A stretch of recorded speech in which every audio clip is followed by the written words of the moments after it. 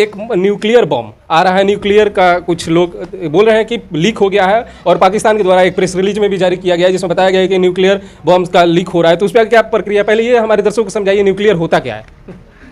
जैसे हम लोग केमिस्ट्री में पढ़े थे, यूरेनियम 235 ये बहुत खतरनाक होता है।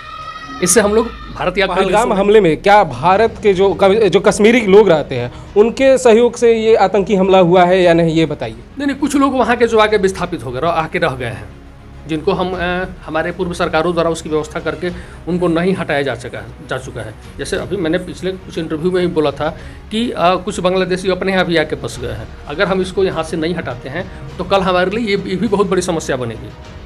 और इसको मैं हर जगह बोलता भी हूँ कि प्रशासन को नाराज है क्योंकि सीजफायर हो गया। वो लोग चाहते थे युद्ध होना, तो इस पर आपकी क्या प्रक्रिया? युद्ध होने से क्या भारत को इकोनॉमी पे इफेक्ट पड़ता है या नहीं? देखिए, युद्ध जो है वो किसी भी देश के लिए बहुत अच्छा नहीं होता है, लेकिन जब दुश्मन या हमारा पटीदार ज़रूरत से ज़्यादा तंग कर दे तो उसको दंड देना भी अनिवार्य है। और नमस्कार दोस्तों, आप देख रहे हैं PKB न्यूज़ नेटवर्क और मैं प्रणव कुमार भाई। दोस्तों, बीते कुछ दिनों से हमारे भारत में जो भी घटनाएं हो रही हैं, आतंकी हमले हो रहे हैं, कायराना हमले हो रहे हैं, चाहे भारत के द्वारा जवाबी कार्रवाई हो रहा है, उसी टॉपिक पे आज हम लोग बात करने के लिए हमारे साथ अंशु कुमार मिश्रा जी जुड़ रहे हैं। नमस्कार सर। जी नमस्कार, और आपके सभी श्रोताओं को भी बहुत बहुत धन्यवाद और नमस्कार। पहले तो सर, ये सीज फायर उल्लंघन क्या है, ये हमारे दर्शकों को समझाइए।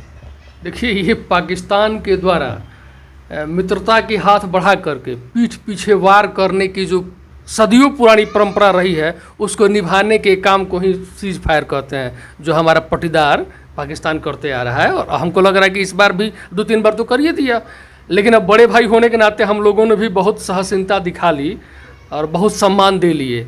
अब छोटे को, क्योंकि कहा गया है कि अब दंड दिए बगैर वो नहीं मानने वाला है, तो उसके लिए व्यवस्था में लगी हुई है। और अभी जस्ट विदेश मंत्रालय का प्रेस कॉन्फ्रेंस हुआ है, उसमें देश को और पाकिस्तान को भी समझा दिया गया है कि आपका हम इलाज में अपनी व्यवस्था ठीक कर लिए हैं।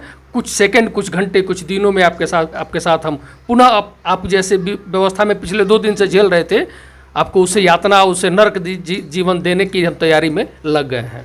क्या POK भारत कब्जा कर लेगा पूरी तरह से? मेरा है ना, कब्जा क्या करना है? अभी तो पाकिस्तान के कब्जा में है। कब्जे में है तो अब वो छोड़ेगा, क्योंकि हमने तो भाई विदेश के लोगों को बातों को माना। जो संयुक्त राष्ट्र संघ ने कहा, अमेरिका ने कहा और सारे देशों ने कहा कि आप अपने तरफ से एक कदम बढ़ाइए शांति के लिए, हमने माना, सीज फायर हमने स्वीकार किया। अब अगर आप इसके बाद उल्लंघन कर दिए हैं तो फिर सजा तो भोगनी पड़ेगी ना, वो आप हो या हम हो।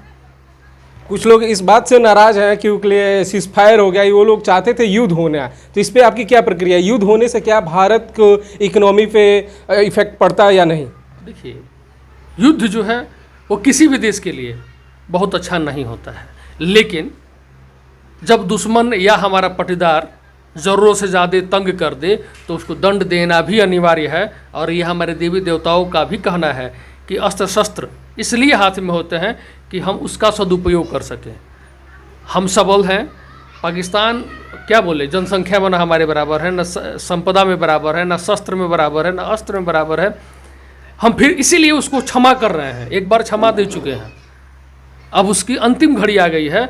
और हमको लग रहा है कि जिस स्थिति से चल रहा है, हमने अगर सही में, मोदी जी को मैं धन्यवाद भी दूंगा कि उसको एक बार बचने का मौका दिया है। 2 दिन युद्ध को और बढ़ा दिया गया होता तो उससे, छोड़िए पाकिस्तान, तो POK तो हमारा होता ही होता, उधर पाकिस्तान 2 भाग में टूट गया होता, बलूचिस्तान अलग हो गया होता। BLA जो था उनके 15 सैनिक ठिकानों को उड़ा चुका था, 4-5 और उड़ाना था, उसके बाद हो जाता उन लोग का काम।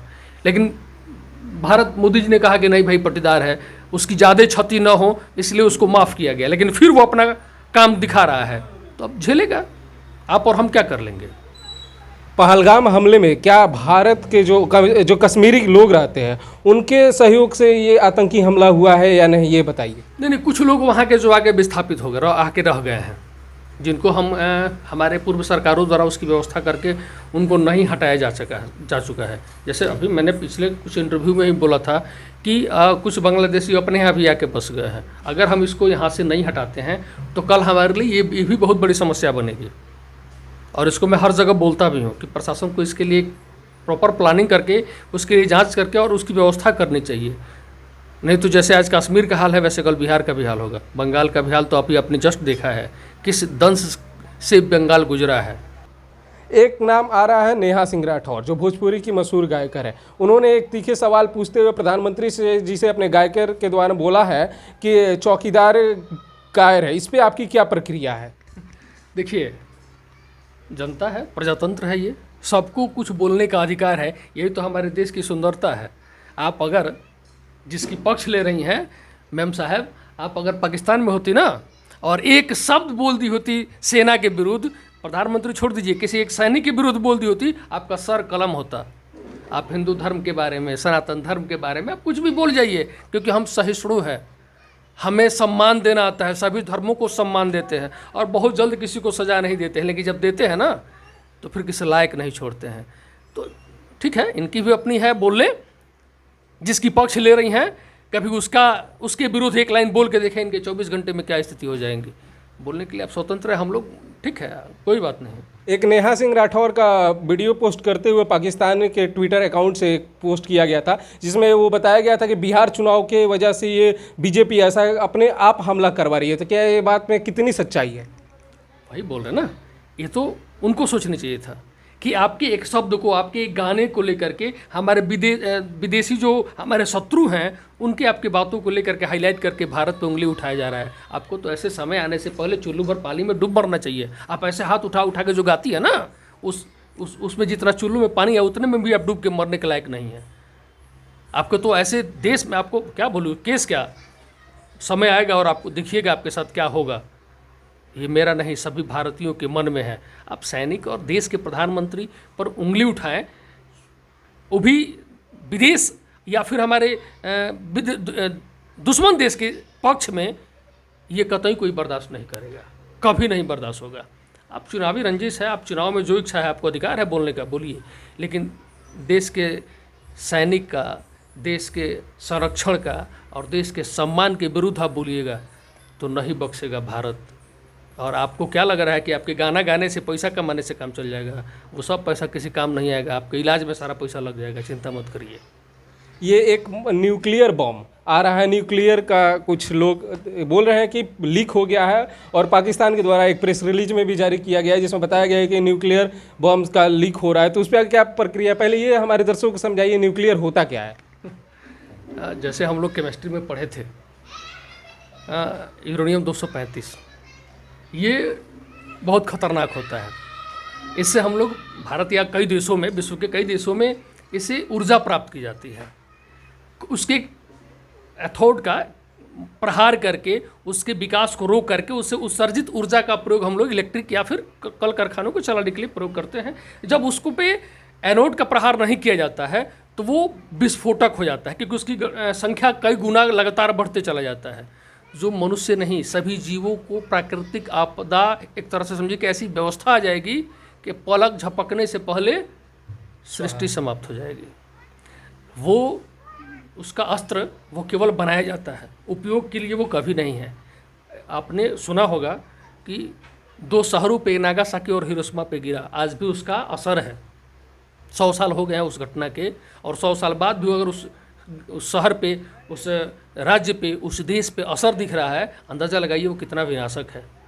तो ये पाकिस्तान की अपनी रणनीति हो सकती है, क्या है इसके बारे में तो मैं परफेक्ट रूप से नहीं कह सकता हूँ, क्योंकि जो मेरा पटीदार है वो बिना पेंदी का लोटा है, तो उसका क्या है, उसके बातों को तो मैं नहीं मानता हूँ, मेरा देश भी नहीं मानता है। एक और सवाल खड़ा हो रहा है जिसमें कि अमेरिका के राष्ट्रपति डोनाल्ड ट्रंप ने ये सीज फायर की जानकारी दी कि हमारे द्वारा इसको शांति समझौता कराया गया। तो कुछ लोग ऐसे हैं जो नाराज़ हैं, कुछ लोग ये कह रहे हैं कि भारत के प्रधानमंत्री इसको घोषणा क्यों नहीं किए आकर के तुरंत, क्यों डोनाल्ड ट्रंप को ट्वीट करना पड़ा, क्यों नहीं भारत के प्रधानमंत्री अपने अकाउंट से ट्वीट किए? इस पर आपकी क्या प्रक्रिया? हमारे यहाँ से एक संविधान है, एक परंपरा है, हम अपने व्यवस्था के अनुसार चलते हैं, और अमेरिका की अपनी व्यवस्था है, वो जाने क्या कर रहा है। हमने जैसे कल का भारत का संबोधन में हमारे आदरणीय प्रधानमंत्री मोदी जी ने कहा था कि हम अपने सैन्य व्यवस्था के सामंजस्य दोनों देशों के द्वारा जो बना, हम उसके अनुसार सीजफायर किए हैं। बाकी क्या बातें हैं वो अब पब्लिकली है, और पब्लिक जानती है, सब जानती है उसे क्या कहना है, नहीं कहना है। बहुत बहुत धन्यवाद पीके न्यूज़ चैनल को समय देने के लिए। जी जी, बहुत बहुत नमस्कार।